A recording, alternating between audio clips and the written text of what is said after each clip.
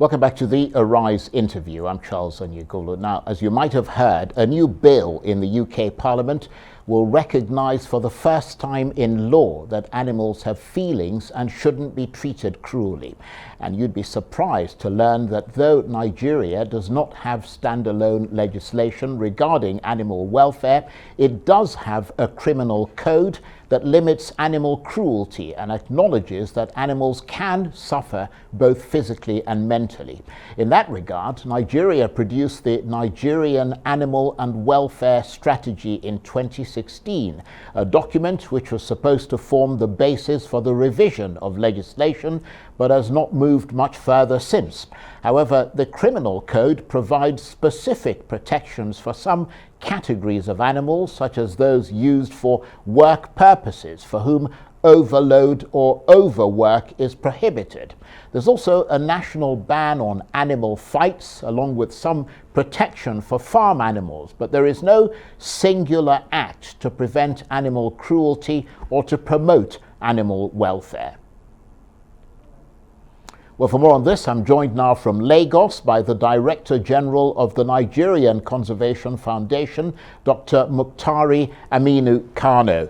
Dr. Kano, thank you very much indeed for joining us. Always a pleasure to see you and to get the benefit of your analysis. Let me start by asking you this. What has the Nigerian government done or is doing to improve animal welfare in this country? Well, to begin with, thank you very much, Mr. Aniagolu, for inviting me. It's always a pleasure to be with you too. The Nigerian government, through the Federal Ministry of Agriculture, is the one who set up this National Animal Welfare Strategy in 2016, as you say. And that strategy, although, as you know, strategies are weaker than policies or laws, but it's still the only game in town, it's the only thing we have. And it hasn't progressed to the enactment of legislation from it, but the government has been doing a few sensitization and education work on the strategy. But so far, that's all, and it's really very inadequate and doesn't address the issue squarely. Now, you mentioned inadequacy. Do you, in the Nigerian Conservation Foundation, think that there ought to be specific welfare requirements for the rearing of animals, for instance, and also for their transport, their slaughter, and such requirements should be legally binding?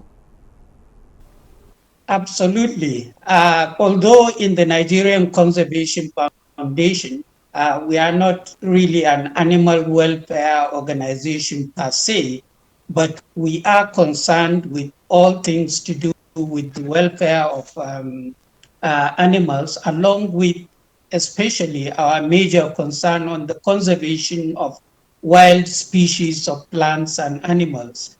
And the lack of these specific provisions, as you mentioned, on law, is really why we are where we are on the cruelty, the absolute cruelty you can see to animals happening all over Nigeria. Of all forms, not just in transportation and in captivity, in farm work, and in other areas. The situation with animal welfare in Nigeria is really dire. And specific provisions and legislations, both on the types of animals and how to enhance the welfare of those specific types of animals, and how to avoid cruelty, and the penalties for those who inflict this cruelty on animals to be clear, specific, and measurable. It's really, I think, what is going to be a deterrence to the horrible situation that we have on ground. That's a very good point. And let me tap your enormous brain further, because I know that, I mean, in addition to doing conservation work, you're a PhD, and therefore you've got ethical and philosophical capacities and considerations when you do things. I mean, when you look at a cat, for instance, I mean, my daughter has a number of them, you tend to feel a sort of inferiority complex towards them. I mean, they have this lofty disdain and seem to have a very well organized lifestyle. I mean, that sort of anecdotally suggests, doesn't it, that they have feelings? Oh, absolutely. I mean, a majority or vast majority actually of animals are sentient beings. They do have feelings. It's scientifically proven. You can see them suffering, you can see from their eyes. And I'm sure that human connection about feelings that we all share is really what leads to the love of animals like cats and dogs and others.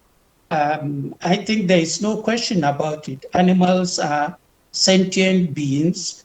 They have feelings, and they are also valuable intrinsically on their own, regardless of their relationship to us.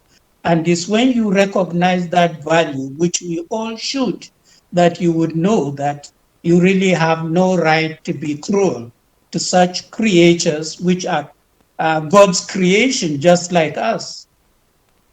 Very, very interesting. But are you at all worried, Dr. Kano, about this idea that you mentioned, this idea of sentience or consciousness or feeling or sense perception, and the fact that it is capable of being interpreted in an extreme way, which risks diminishing respect for humanity, whose difference from animals is key, but which is, by all this discussion, being negated? No, I think we have to separate the terms. Sentience is different from consciousness, different from other sort of human feelings and things you will say. But sentience is feelings. I think once you have senses, you can have the sense of touch, smell, and others. You have consciousness. Then sentience is not going beyond to putting human qualities in animals. And I was really enjoying the discussion you were having before this, because you were discussing with a group that is an animal rights group. I think in our Nigerian context, we are not going to that level. We are talking about animal welfare. Animal rights talk about animals not being there for human use and so on. But animal welfare is recognizing that humans can use animals, but do it in a humane way. That's an important distinction, but you mentioned the rights group PETA in the UK and that legislation that's going through Parliament.